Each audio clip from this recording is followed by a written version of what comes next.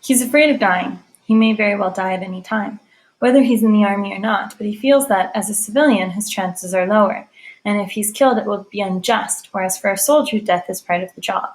If he ends up in the army, he knows that sooner or later he will have to kill someone, and as afraid as he is of dying, he's more afraid of killing. He doesn't think he could do it. He knows he wants to, sometimes, and that there are other men on the other side of the hills who certainly deserve to die, but he doesn't believe that he could perform the physical mechanics of it all. It takes courage to kill a man, and he doesn't possess such courage. A man who can barely leave his family to collect water without falling down outside the door cannot possibly do what Ismet does. Kenan isn't sure whether Ismet can sense this tension within him. He's never brought it up, never quite known how to, and as time passes, the fact that Ismet is fighting to save them all, and Kenan is not, has grown larger and larger. Today, Ismet looks particularly tired. His green jacket with its insignia stitched on it by his wife is covered in mud, and he hasn't shaved in a while. Thanks to a recent wound, he walks with a slight limp, more noticeable because of his great height.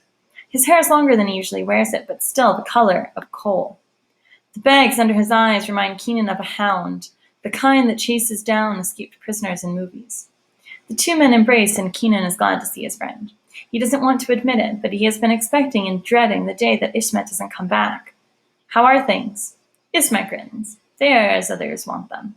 He gestures towards the relief center. Any news?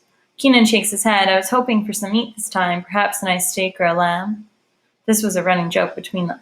Bah, you don't need that. If you want meat, eat a centipede. You'll get all the feet you can stomach. He pulls back a pack of cigarettes from his pocket, offers it. Kenan refuses. Though he'd like one, he knows Ismet probably has only this pack, maybe one other, given to him by the army instead of pay. And when they run out, he'll feel it more.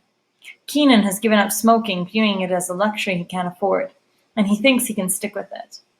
Go on, take it. Don't be a martyr. It's not my last one. Ismet pulls a cigarette from the pack and thrusts it into Kenan's hands. Do it as a favor to me. The tobacco makes him a little lightheaded, but it's good. He misses this. Thanks. The two men stand in the street, saying nothing, enjoying a brief moment of silence. There's much to talk about, but none of it can be said. None of it is worth saying. After a while, Ismet put his hands on Kenan's shoulders. Good luck with your water. I'll call in on you tonight or maybe tomorrow. He digs his hands into his pockets and continues up the street.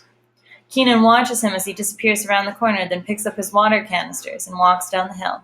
His street runs into another, and there's a mirror that allows cars to see if someone's coming.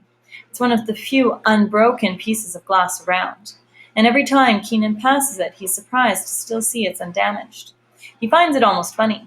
There are hardly any cars on the roads, and that those that aren't damaged beyond repair are inoperable due to the scarcity and resulting high price of fuel. What few moving cars there are have become the favorite targets of men in the hills, and they're driven with a recklessness that makes them as dangerous as the city's attackers. The traffic lights don't work, the roads are full of holes and debris, and yet here's this mirror, without a scratch on it, working as well as it ever did.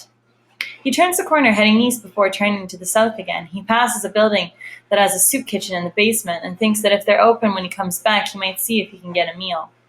The supply of food in his kitchen is nearly exhausted, and he can go without eating this evening if it will mean more for the rest of his family. A little farther south, he passes the music academy. The building is over 100 years old and has been training young musicians for 40.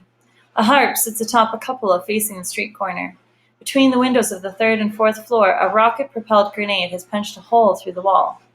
Inside, another grenade has blown through the wall in the main concert room, but still Kenan hears the sound of pianos coming from within. Several different pieces are being played in various parts of the building, and the music blends together, sometimes becoming unintelligible, a muddy noise of strings struck by hammers, but every so often one of the songs pauses, creating a space for another to emerge, and a few solitary notes of a melody slip out into the street. After one quick block, Kenan hits a main road. Before the war, he used to wait for the tram that would take him 3 stops up the road to work. He always liked the tram. To him and others, well, the tram was one of the most tangible signs of civilization. So the tram here represents how the world was one of the first places to get train in the city, right? Very established place. When the fighting began, Kenan was at work. Someone rushed into the room and announced war had broken out. A few people started to panic, rushing to telephones, while others sat, stunned, not wanting to believe. Goran went to the window and looked out at the street. He came back smiling. "There's no war. The trams are still running," he said, and sat back down at his desk. Kenan had also returned to work along with several other colleagues. They didn't accept that the men on the hills could shoot at the trams, that their bullets would kill those inside. After all he's seen since then, the one sight he will never forget is that of a burning tram that had been hit first by a motor and then by sniper fire, heaving thick inky smoke into the air. The trams haven't run since that day. They are scattered throughout the city, empty husks, some serving as cover against snipers, others simply left to rust. In Kenan's mind, whatever else happens, the war will not be over until the trams run again. If he were to head west 2 blocks to his right, he'd end up at the marketplace. Without any food from the relief center, he's often forced to shop there at astronomically inflated prices. When the war began, 1 German mark, about half an American dollar, was worth 10 Yugoslav dinar. Now it costs 1,000,000 dinar. Anyone who didn't convert their savings at the beginning of the war almost immediately became bankrupt. Not that it matters much. With prices nearly doubling each month, not many people had enough saved to last long anyways. Last month, Kenan sold his family's washing machine at the black market for 110 marks. Without electricity, it was useless to him. The last time he was at the market, a kilo of apples cost 50 marks. A kilo of potatoes, 20 marks. Onions were 12 marks, beans 18. And for 30 marks, you could get 3 packs of cigarettes. Sugar was 60 marks, coffee 100.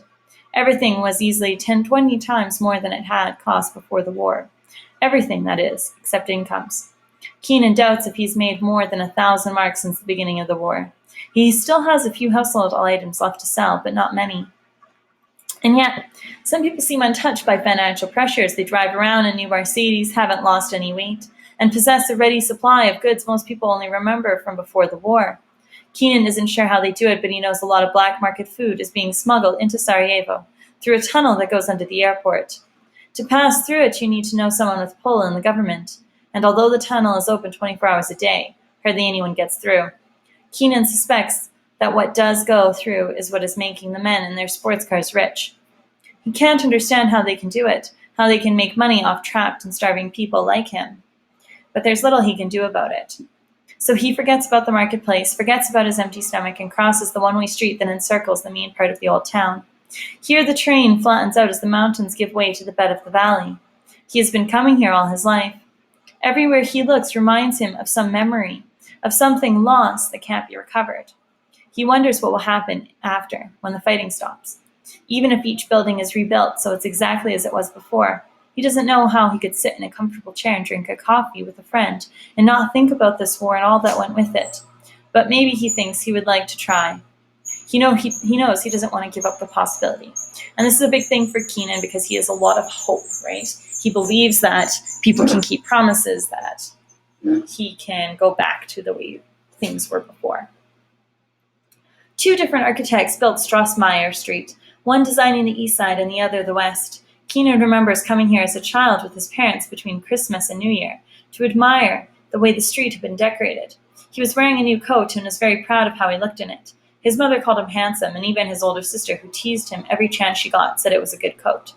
He held his father's hand as they walked down the street, stopping every once in a while to look at the lights, and his father spoke to him as though he were an adult. It's hard to see the street of his memory in the one that he's on now. If he continues south for another block, he will come to the eastbound portion of the one-way street he crossed earlier, the main tram artery.